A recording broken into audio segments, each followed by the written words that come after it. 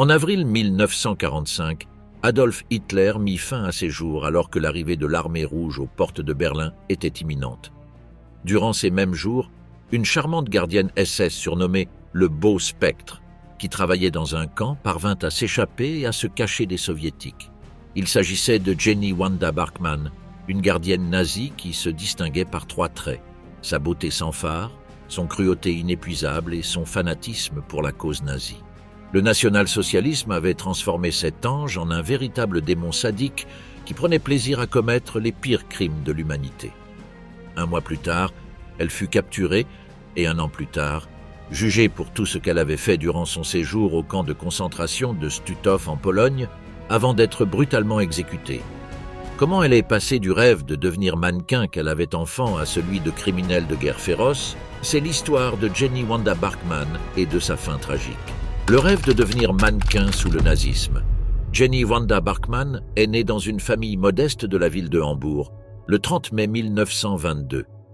À cette époque, Hitler était déjà devenu un orateur captivant dans les tavernes de Bavière. Sa capacité à prononcer des discours grandiloquents devant un public ivre et furieux à propos de la situation économique et politique de l'Allemagne lui valut rapidement une reconnaissance au sein des groupes d'extrême droite qui se formaient dans l'Allemagne de Weimar. Dans ses premières années des années 1920, Jenny n'était qu'une enfant et l'idéologie nazie était encore loin de sa vie et de son environnement familial. Pendant qu'Adolf Hitler écrivait ses lignes en prison et façonnait son Mein Kampf, Jenny faisait à peine ses premiers pas. Elle apprenait à marcher, à faire du vélo et, bientôt, à jouer avec des poupées. Elle n'avait que quelques jouets et vêtements. Sa famille était humble et souffrait des conséquences de la crise économique d'après-guerre en Allemagne. Il n'était pas facile d'être un enfant dans ces temps de crise en Allemagne. Il était encore moins facile d'être une fille. Cependant, dans la société allemande de Weimar, malgré les difficultés économiques et en comparaison avec d'autres sociétés européennes plus conservatrices, il y avait un essor culturel libérateur qui plaçait les femmes dans une position un peu meilleure qu'à l'époque de l'Allemagne impériale. Cette sorte de libéralisation des comportements a transformé les femmes en objets de consommation, mais aussi en sujets consommateurs naissants. C'est dans ce contexte que des carrières comme celle d'actrice et de mannequin en Allemagne de la République de Weimar commencèrent à être perçues comme une voie viable pour les femmes de la classe ouvrière désireuses de grimper l'échelle sociale. Jenny n'était qu'une adolescente quand l'idée de devenir mannequin lui traversa l'esprit, et au départ, sa famille y était réticente. Bientôt, ses parents se rendirent compte que cela pouvait être un moyen pour leur chère Jenny de sortir de la pauvreté, et même d'aider sa famille à affronter la crise en exploitant économiquement cette beauté qui commençait à se révéler dans son développement physique. La petite Bachmann n'avait que 11 ans lorsque Hitler prit le pouvoir en 1933 et devint chancelier d'une Allemagne qui souffrait encore de la crise économique et commençait à traverser une période de violence dans les rues, encouragée par des milices agissant en toute impunité. Il est possible que Jenny, à l'âge de 11 ans, et à l'aube de ses 12 ans sous le régime de Hitler, ne connaisse que peu la situation politique que traversait son pays. Mais elle commençait à se rendre compte que son rêve de devenir mannequin commençait à être mal vu par un gouvernement qui commençait à regarder d'un mauvais œil le processus de libéralisation naissant qu'avaient connu les femmes sous la République de Weimar. Tout au long de son adolescence, Jenny fut témoin de la façon dont la Gestapo commençait à persécuter les Juifs, qui étaient ses voisins à Hambourg, de la manière dont Goebbels ordonnait aux Allemands de ne pas acheter dans les commerces juifs. Elle commençait à observer comment cette violence croissait et croissait dans les rues de sa ville bien-aimée, et comment son rêve de devenir mannequin se voyait frustré dans un contexte de contrôle croissant du comportement sexuel et des corps par les nazis.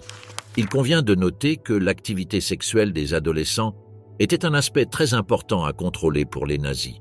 D'une part, on peut affirmer qu'ils étaient assez puritains et qu'ils voulaient extirper la supposée décadence morale à laquelle les sociaux-démocrates de Weimar avaient conduit l'Allemagne. Et d'autre part, ils promouvaient une certaine promiscuité parmi les adolescents afin que les nouveaux Aryens se reproduisent et peuplent ainsi l'Allemagne et les autres pays qu'ils entendaient conquérir. Dans ce contexte confus de, d'une part, répression et d'autre part, incitation à la promiscuité, Jenny commença à explorer son corps, sa sexualité et à connaître le plaisir. un plaisir qu'elle ne trouverait bientôt plus dans la vie par le mannequinat ou les relations sexuelles, mais par la torture brutale des prisonniers victimes de l'Holocauste.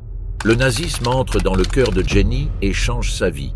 Hitler envahit la Pologne en 1939, un événement qui marqua le début de la Seconde Guerre mondiale.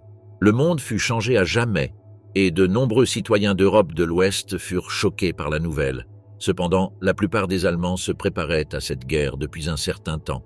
Quelques années plus tôt, au moins depuis le milieu des années 1930, l'Allemagne avait commencé à émerger de la crise économique dans laquelle le traité de Versailles l'avait plongée et que la République de Weimar n'avait pas réussi à résoudre. Un facteur majeur de la reprise économique de l'Allemagne fut la mise en production des travailleurs pour le réarmement de l'Allemagne, violant ainsi l'un des points les plus controversés du traité de Versailles qui interdisait à l'Allemagne de reconstruire ses forces armées.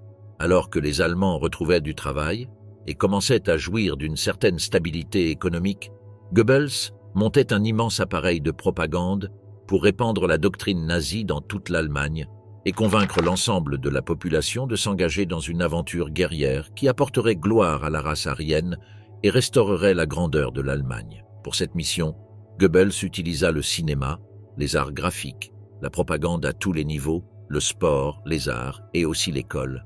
C'est dans ce contexte que Jenny fut éduquée. À travers la publicité, le cinéma et l'école, Jenny se convainquit de plus en plus que le message du Führer était le bon et qu'elle devait le suivre, quelles qu'en soient les conséquences. Quand Hitler envahit la Pologne, Jenny n'avait que 17 ans. Elle était déjà une fervente adepte du message du Führer à cette époque, et ceux qui la connaissaient depuis son enfance commençaient à voir des changements dans sa personnalité. Peu à peu, Jenny abandonna l'idée de devenir un top modèle allemand. Il convient de noter que, dans leur admiration pour l'art et le sport olympique, ainsi que pour les cultures grecques et romaines, les nazis portaient une attention particulière à encourager l'exercice chez les jeunes et à établir et valoriser les canons de beauté occidentaux. En effet, Goebbels et ses collaborateurs comprenèrent l'importance de cultiver à la fois la promiscuité sexuelle et le culte du corps parmi les jeunes. C'est pourquoi le mannequinat et le cinéma dans l'Allemagne nazie n'étaient pas mal perçus par la société ou le gouvernement malgré les valeurs conservatrices qu'Hitler et ses partisans prônaient. De nombreuses femmes réussissaient grâce à leur beauté dans le cinéma et l'art, comme les actrices Irene von Meyendorff et Christina Söderbaum, entre autres. Jenny avait peut-être voulu exploiter sa beauté dans ce contexte et souhaitait être comme ces superstars du cinéma nazi. Cependant, Jenny se rendit compte que sa contribution à la cause aryenne devait être plus directe. À 21 ans, Jenny décida finalement d'abandonner ses rêves de devenir mannequin et actrice pour s'enrôler dans la SS, devenant ainsi gardienne de camp de concentration. C'est dans ce rôle que Jenny Bachmann découvrit finalement son côté le plus sombre et le plus sadique, déchaînant tout le mal et la cruauté qui habitèrent son cœur. Jenny répond à l'appel du Führer. De mannequin à gardienne SS, Jenny Wanda Bachmann devient gardienne de camp de concentration en 1944. À une époque où Hitler commence à reculer sur le front de l'Est, de plus en plus de personnes continuent d'arriver dans les camps de concentration. Cette mannequin frustrée, qui se considérait comme une princesse nazie, s'enrôle dans la SS sous les ordres de Heinrich Himmler pour assouvir son appétit sadique et sentir qu'elle accomplit plus directement la mission que le Führer a confiée aux jeunes Allemands courageux, dans une période de plus en plus difficile, nécessitant le travail de ces jeunes convaincus dans tous les aspects.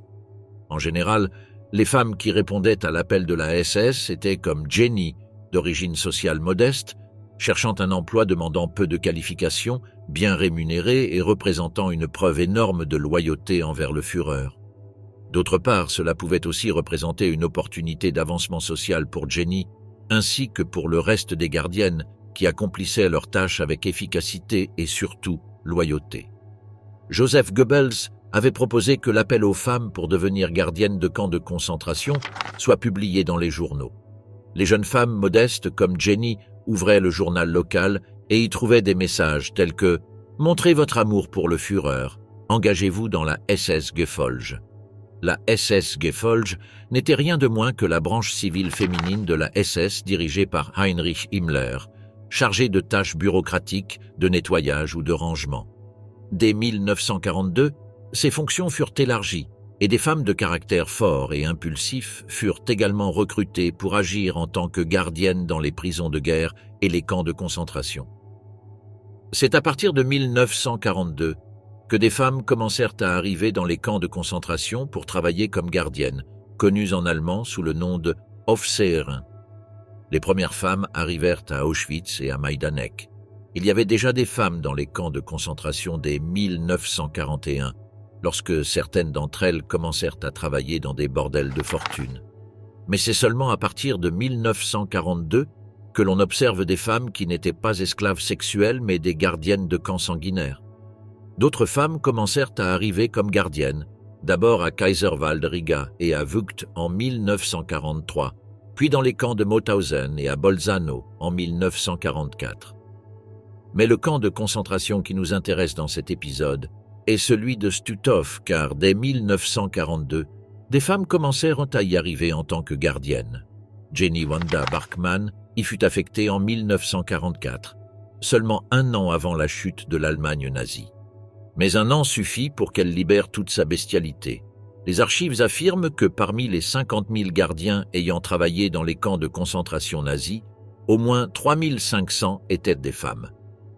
D'autres historiens se montrent beaucoup plus prudents avec ce chiffre et soutiennent qu'il n'y en aurait pas eu moins de 200. Que ce soit 3 500 ou 200, il ne fait aucun doute qu'aucune d'entre elles n'a commis autant d'atrocités que Jenny Wanda Bachmann. Les atrocités du beau spectre. Le camp de concentration de Stutthof a été établi peu de temps après l'invasion de la Pologne par Hitler et a fonctionné jusqu'en 1945, lorsqu'il fut libéré par l'armée rouge. Derrière ces murs de l'enfer, environ 100 000 personnes vivaient. Des prisonniers politiques, des homosexuels, des dissidents polonais, des communistes et surtout de nombreux juifs furent victimes de l'un des camps de concentration où les plus grandes cruautés ont été perpétrées. Jenny arrive à Stutthof en 1944 à l'âge de 21 ans. Bientôt, gardiens comme prisonniers furent captivés par son charme. Ce n'est pas pour rien qu'elle avait tenté de devenir mannequin dans sa vie précédente. Mais cette Jenny était morte. En 1944, elle était devenue une fanatique nazie, assoiffée du sang des prisonniers juifs et communistes, qu'ils soient des femmes, des hommes ou même des enfants. C'étaient ces deux visages. D'un côté, elle ressemblait à un ange tombé du ciel et de l'autre, son cœur était rempli de mal. Il est également vrai qu'elle souriait et prenait un immense plaisir à voir ses victimes se tordre de douleur. Ses atrocités et sa beauté lui valurent le surnom de « beau spectre ». Cette gardienne impitoyable aimait battre à mort ses victimes, qui étaient généralement des femmes adultes et adolescentes. Certains témoins affirment l'avoir vue frapper même des enfants et des mères avec leur nouveau-né. Jenny ne se contentait pas de torturer ceux qu'elle avait sous sa garde. Elle aimait non seulement les voir saigner et implorer pitié au sol tout en souriant de toutes ses dents, mais elle aimait aussi sélectionner elle-même les femmes et les enfants qui seraient destinés à la chambre à gaz. Cette princesse nazie demandait à ses supérieurs de la laisser choisir les personnes destinées à cette fin horrible.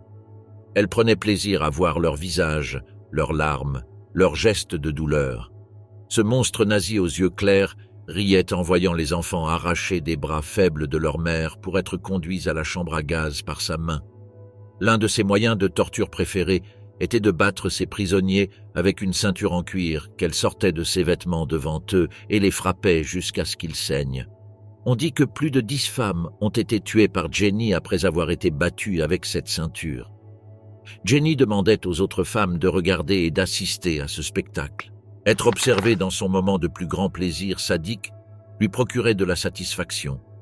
Voir les visages de peur et de panique devant elle lui donnait un sentiment d'omnipotence énorme.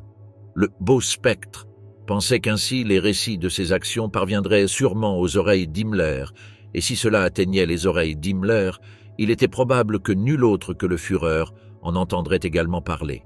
Sa férocité avait un objectif politique en plus du pur plaisir sadique, devenir la gardienne nazie la plus redoutable, afin de recevoir une médaille de la part de nul autre que son adoré et platonique Adolf Hitler. Certains chercheurs affirment que la brutalité de ses actions en tant que gardienne nazie pourrait s'expliquer par l'abandon qu'elle aurait subi de la part de ses parents. La vérité est qu'il n'y a pas suffisamment de preuves pour confirmer cela. mais il ne serait pas du tout improbable de relier ce possible événement traumatique au plaisir qu'elle tirait de séparer les enfants de leur mère et de les envoyer à la chambre à gaz. Mais Jenny ne se contentait pas d'envoyer des enfants à la chambre à gaz ou de frapper des femmes avec des ceintures en cuir. Elle avait également d'autres méthodes de violence et de torture favorites. L'un de ses outils préférés était les bâtons en caoutchouc qu'elle utilisait particulièrement pour frapper toutes sortes de prisonniers. Un autre passe-temps de la redoutable gardienne de Stutthof était de se promener quotidiennement dans le camp avec des chiens sauvages, qu'elle laissait sans nourriture pendant des jours. Lorsqu'elle voyait soudain une mère avec un enfant, elle n'hésitait pas à lancer les chiens affamés sur eux. Elle ne supportait pas de voir des mères passer du temps avec leurs enfants, même dans ce type de situation infernale. Mais Jenny faisait cela avec toutes sortes de prisonniers. Elle aimait regarder les chiens affamés se jeter sur les corps affaiblis de ces prisonniers forcés de travailler jour et nuit. Certains mouraient déchiquetés par leurs crocs, d'autres étaient grièvement blessés, et Jenny les envoyait à l'infirmerie pour les soigner, puis lâchait à nouveau les chiens pour les blesser à nouveau. Ainsi, pour beaucoup de ces prisonniers, ce passe-temps de Jenny devint un cercle de l'enfer. Bonbons empoisonnés et expériences humaines. Cette jeune Allemande de classe sociale modeste avait 23 ans à Stutthof lorsqu'elle devint lentement l'une des gardiennes les plus importantes et les plus renommées des dernières années de l'Allemagne nazie. Le beau spectre devint ainsi une véritable légende qui terrorisait les femmes, les hommes et les enfants de Stutthof. Cela était dû non seulement aux tortures brutales qu'elle infligeait à ses victimes, mais aussi à d'autres pratiques qu'elle avait apprises au moment où elle devint une fervente fanatique nazie. Jenny appréciait quelque chose que le redouté docteur Joseph Mengele appréciait également. L'un de ses passe-temps favoris, en plus de promener des chiens affamés dans le camp, consistait à récupérer des bonbons de la cuisine et à les enrober de substances toxiques qu'elle prélevait dans les baraquements médicaux. Parfois, Jenny savait parfaitement cacher le mal intrinsèque à son être grâce à son visage angélique. Cela lui permettait d'obtenir tout ce qu'elle désirait.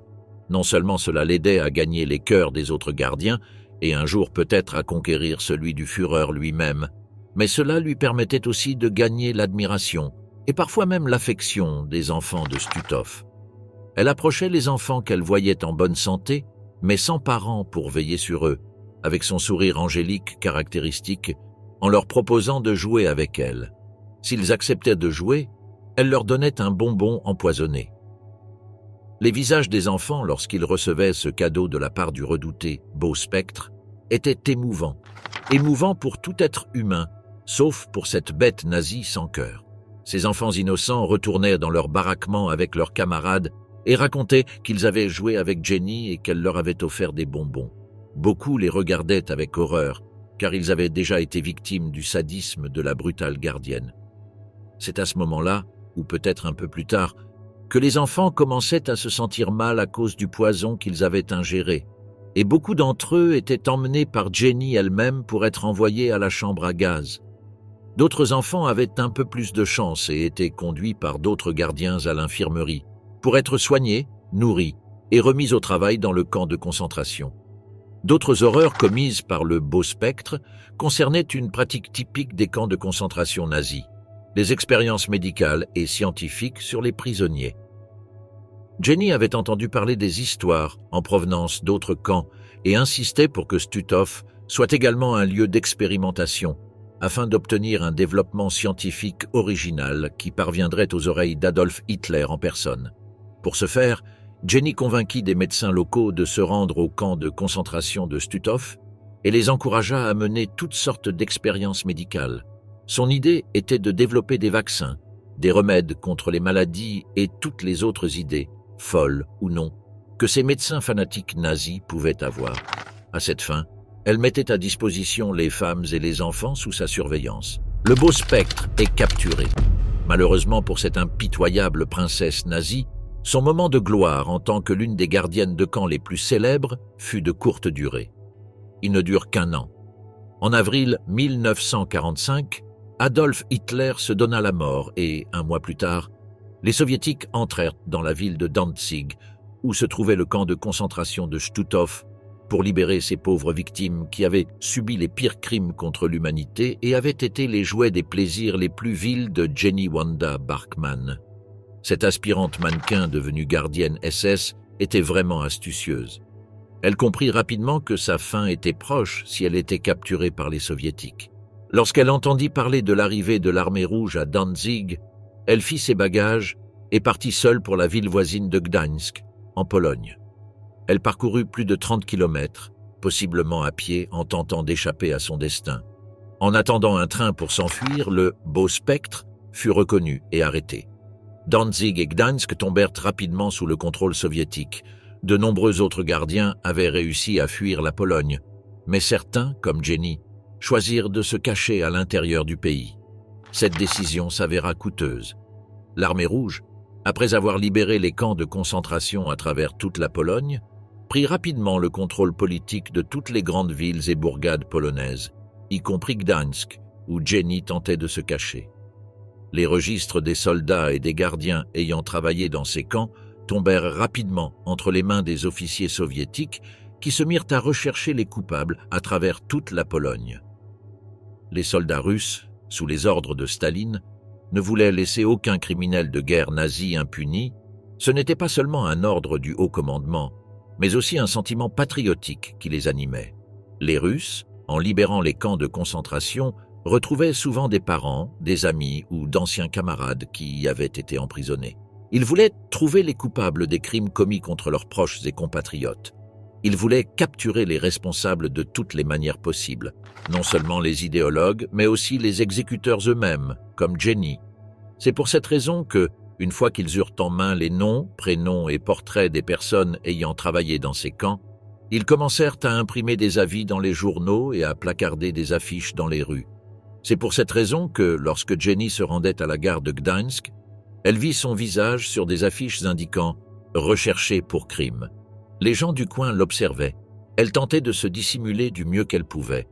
Finalement, un Polonais anonyme la dénonça aux Russes. Ce n'était plus qu'une question de temps avant qu'elle ne soit capturée. Les Soviétiques, ayant recueilli des renseignements sur ses déplacements, étudièrent chaque pas de Jenny ou chaque mouvement qu'elle pourrait faire jusqu'à ce qu'ils fondent sur elle à la gare de Gdańsk, alors qu'elle tentait de fuir la Pologne. Elle avait acheté un billet de train vers l'impunité, mais à la fin, tout ce qu'elle trouva fut la justice. Pas de remords lors du procès de la mannequin nazie.